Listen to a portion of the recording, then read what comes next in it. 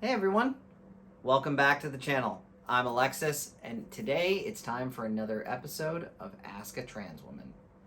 Lindsay, what's our first question? Have you found that your sense of style has changed over the course of your transition? Excellent question. Has my sense of style changed over the course of transition?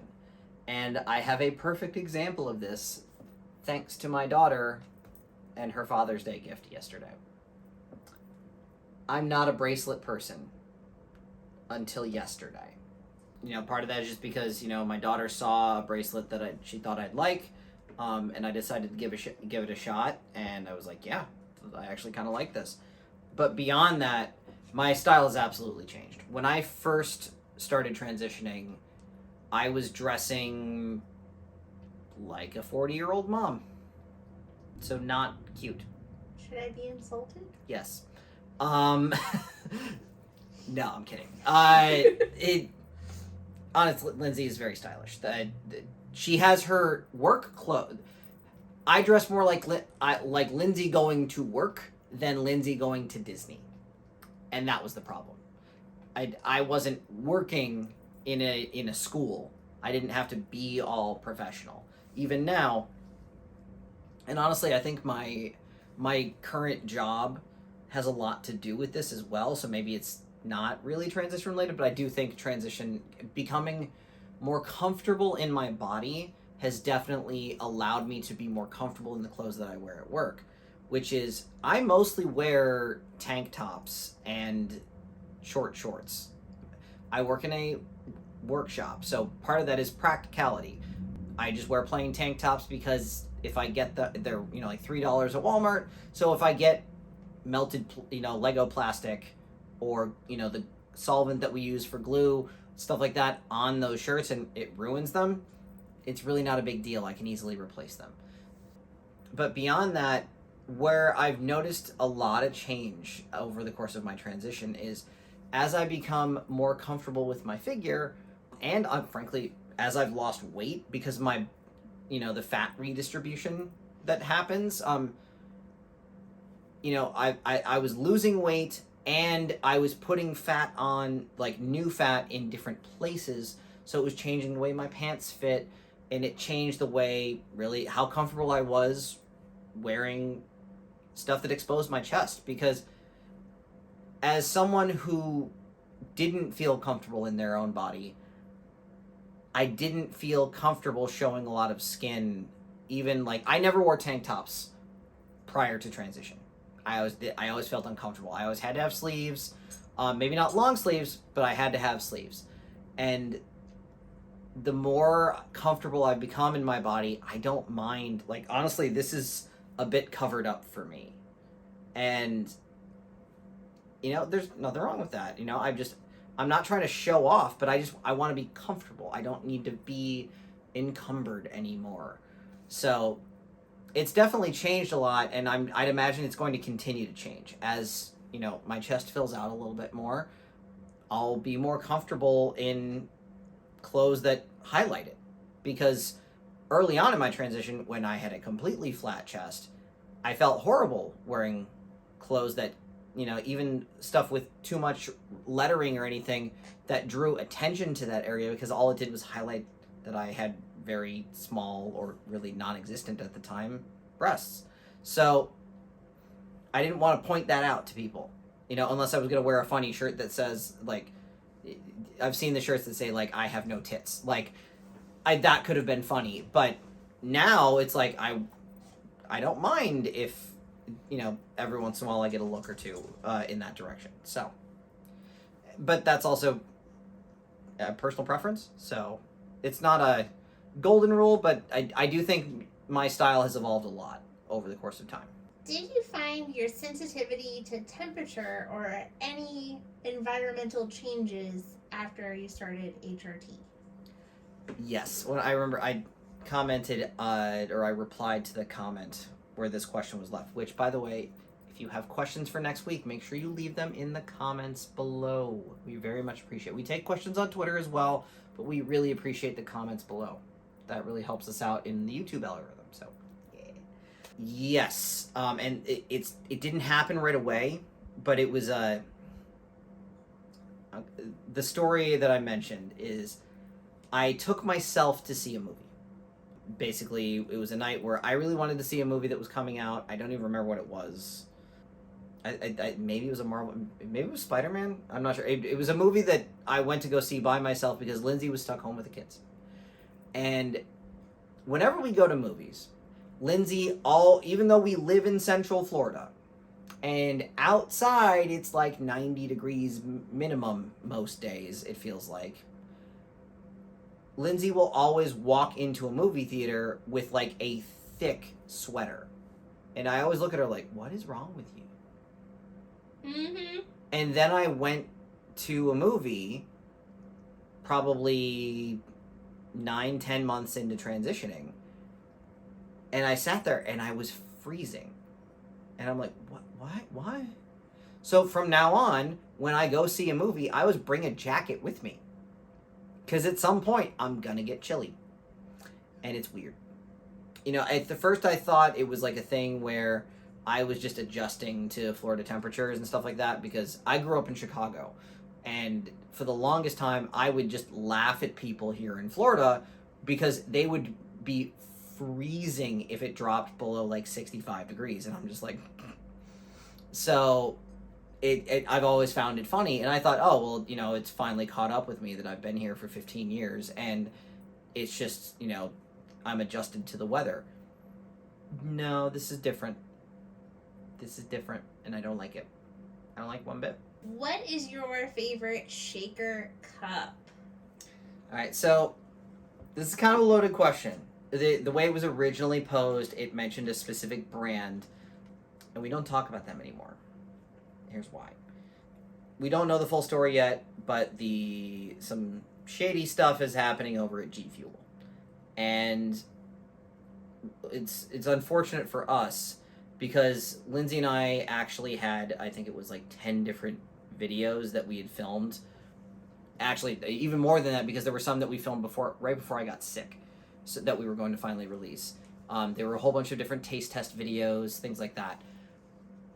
And we've basically had to scrap them all. And it's because we can no longer financially support G Fuel. We just can't.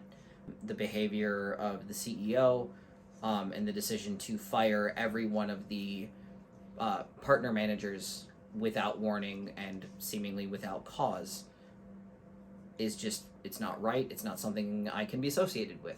And even though I'm not directly associated with G Fuel, I didn't feel comfortable recommending their product anymore. So, that being said, it didn't actually change my answer because I got this before all of this happened. We actually will be releasing one of the few videos that we did specifically about this cup and more so about the flavor that's associated with. And that is my Ghost shaker, which is actually just a blender bottle, but it's part of the Ghost brand, the Teenage Mutant Ninja Turtles one. And I thought I'd missed out on this because it was supposed to be a limited drop. But the local GNCs had gotten restocked recently, and we happened to go in looking for... Actually, I don't even remember why we went in there. Oh, no, it was to see if they had started carrying G Fuel. They hadn't. Probably a good call. And so, but we saw this, and not only did they have the shaker, they actually had... Because I was really initially just looking for the shaker, but they also had the Ghost flavor. It's amazing. It tastes like Ecto Cooler. I love it.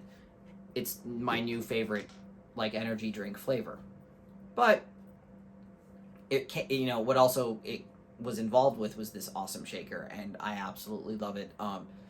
Really, I want to buy the other. There's also a green version that I really want to get, but I just can't justify spending $15 on it because I already have one basically.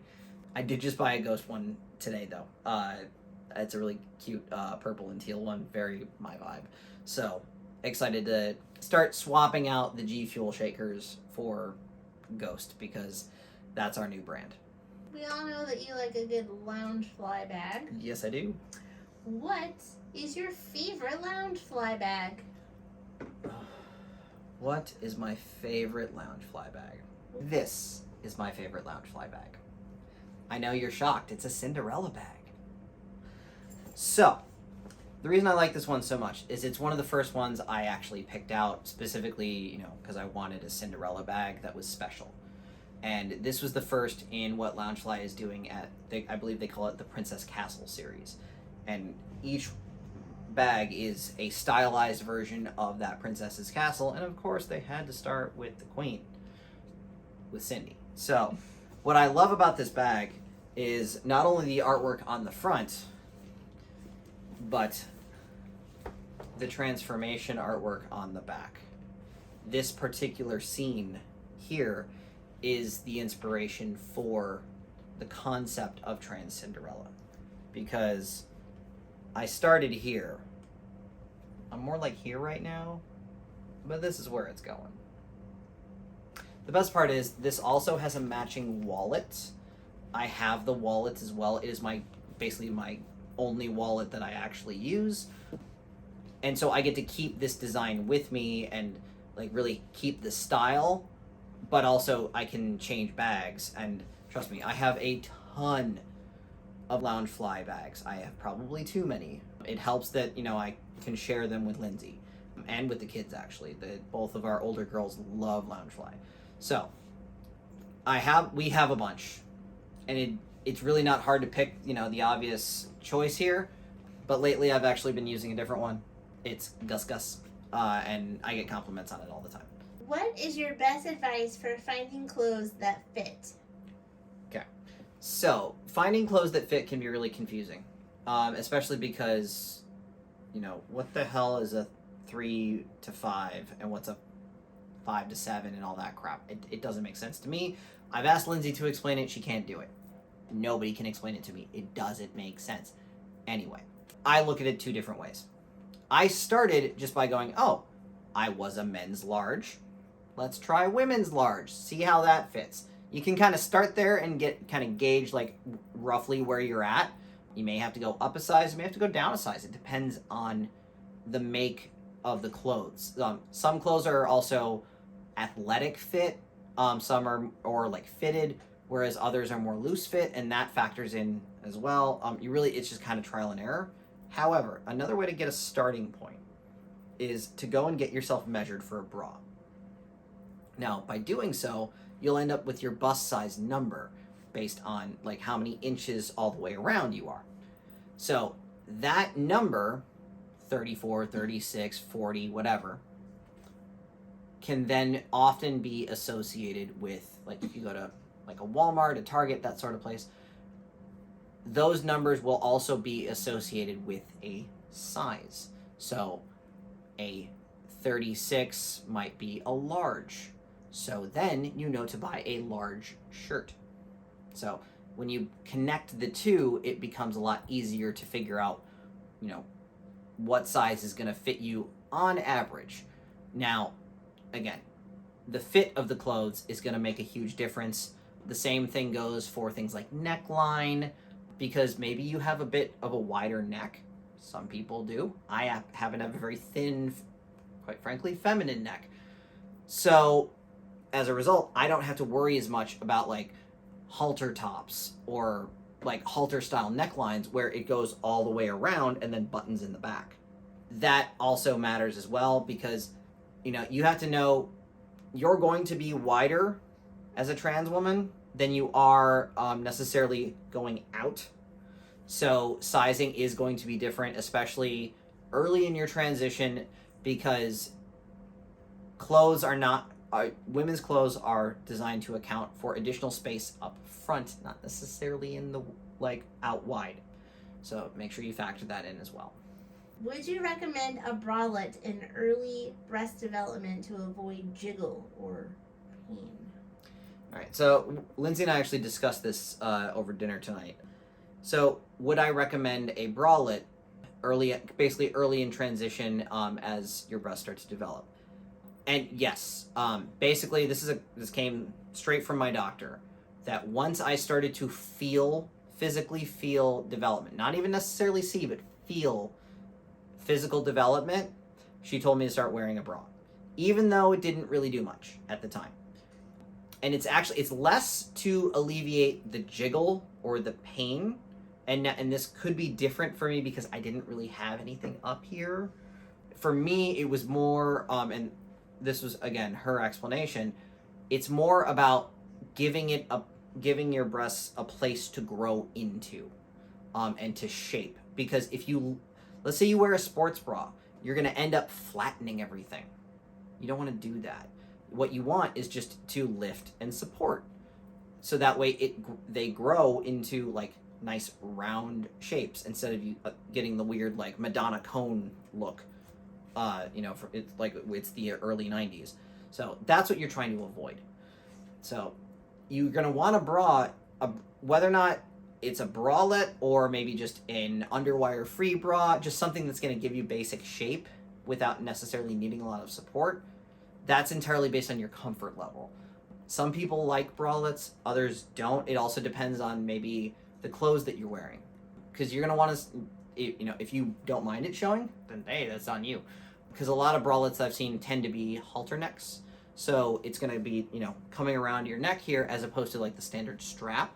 That's not always necessarily convenient for people, or it doesn't fit with your outfit. So just know to keep your options open. But really, once you feel it, always wear a bra at least 8 hours a day.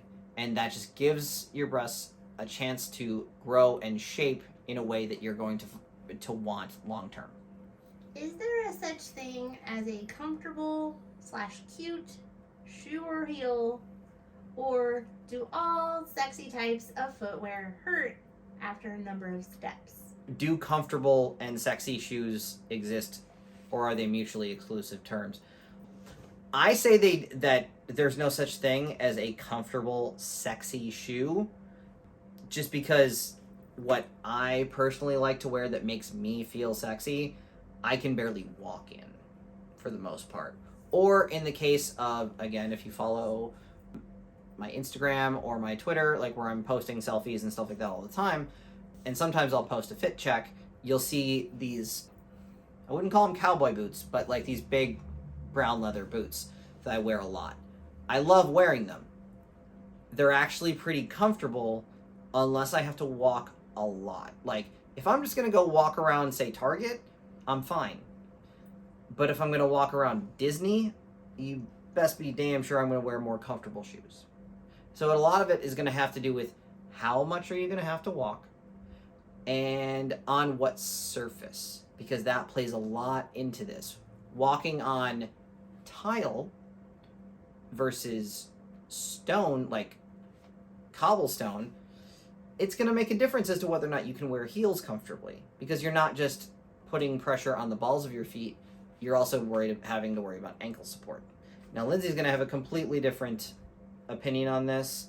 She's looking at me like, yeah, there are plenty of really comfortable, sexy heels. You just don't know how to wear them properly. And she's right. She's absolutely right.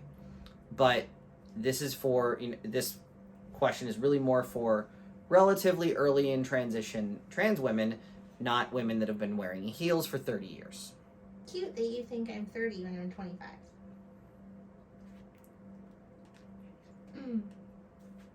I saw that.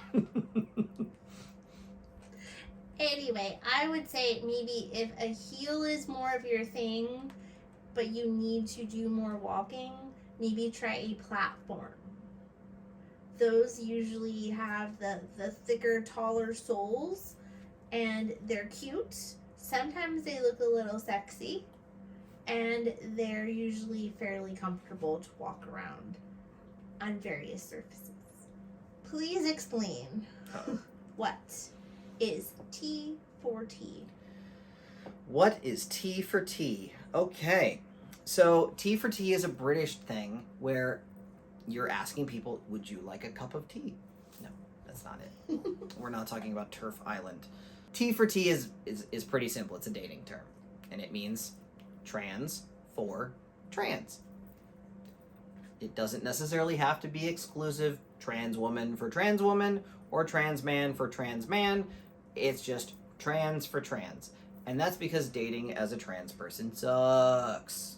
I'm fortunate enough to be transitioning while married. Don't have to worry about that too much. But everything I hear from all of my friends, whether that's in person or on Twitter, is that dating in general, even for cis people, is a nightmare, but it's a million times worse for trans people because we're mostly treated as like a fetish. And that's bullshit. So that's what leads a lot of people to just be T for T, because theoretically that person knows what they're going through and knows how to navigate it, knows how to deal with all of that stuff. The problem is there's just not that many of us out there, so depending on where you live, it might be hard to find a trans person in your area. Time for the bonus round. Bonus round! Bonus round! What makes you feel sexy? Oh no. What makes me feel sexy? For me, it's clothing, typically, and not in that creepy, like, AGP bullshit way. That's not what this is. What I mean is clothes that really highlight my feminine features. I'm still fairly early in transition. As of tomorrow, I will be 15 months into my journey on HRT. And the things that really make me feel sexy are the ones that highlight my growing curves. The other day, Lindsay and I were I was getting dressed and I noticed, like, oh, I'm a little bit curvier than I've been lately, like, and I was really happy about it. And she's like, why do you care? And I was like, let me explain. And it has a lot to do with silhouettes and basically being perceived. And people tend, the classic phrase is real women have curves. Well, if I want to be perceived as a real woman, I need to have curves. Meaning, I don't just have a box silhouette. I want to have a little bit of shape. So, clothing that really accentuates that really makes me feel sexy. The other thing is bare shoulders for me. I really, I've mentioned it a few times now, really love like a halter neckline. My favorite dresses all like have a halter neckline and expose my shoulders. And that has a lot to do with just my body type. I have fairly broad shoulders. I mentioned I'm from Chicago, the city of broad shoulders. I was also a swimmer growing up. And so specifically I swam butterfly, so I just kind of developed that way. But I'm not so wide that it's bulky. It's just enough and it's just defined enough that it's kind of sexy. Anything that really highlights what I think is my best feature, that's gonna make me feel good. To build off of that question, another bonus question. One more question. What is one thing that makes you feel the most femme? What is one thing that makes me feel the most femme? Now, I just talked about, like, clothes that highlight my feminine features. I'll skip that because, I just said it. For me, it's my bold red lip. It's kind of my signature color when I do wear makeup. Look at my selfies. You look at all the pictures I post on Instagram. I'm almost always, when I'm going full out, I do that classic, like, really borderline Marilyn Monroe look that I've kind of noticed I'm starting to morph into more of that, like, blonde bombshell ideal. And I've got this little statue here. This is Black Canary from the DC Bombshells line. Fun fact, she's trans. That look is just kind of my vibe. And so whenever I'm able to just kind of be that person and, like, really, like, go for almost like that vixen-y look, it makes me feel incredibly feminine. So that's all we have this week. Again, if you have questions for next week, please drop them in the comments below. Chewy says so. In the comments. If you don't have a YouTube account, go ahead and send them to me on Twitter. We'll answer questions from Twitter as well. A bunch of the questions from this episode came from Twitter. So, one last thing I'd like to point out, you may have noticed, Bulbasaur here with his little controller, my sweet boy. I'm now streaming. Isn't that fun? So, I'm going to be streaming moving forward on Tuesdays, Thursdays, and occasionally on Saturdays. It's always going to be a bonus day, depends on family commitments. But Tuesdays and Thursdays, 7:30 p.m. Eastern Time, I will be live here on this YouTube channel streaming. The games will be varied. It depends on the day and that sort of thing. But every Sunday, I am going to be posting the schedule moving forward after this video comes out. So I will see you here on this channel every Tuesday and Thursday at 7:30. Thank you so much for watching. We really, really do appreciate it. Again, don't forget to leave your questions in the comments section below, or of course on Twitter. So, and maybe consider liking this video, maybe even subscribing. It really helps us out. Actually, subscribing helps us more than pretty much just about anything else you can do other than, tweeting out this video. So, thank you so much. And of course, as always, have courage and be kind, especially to yourself.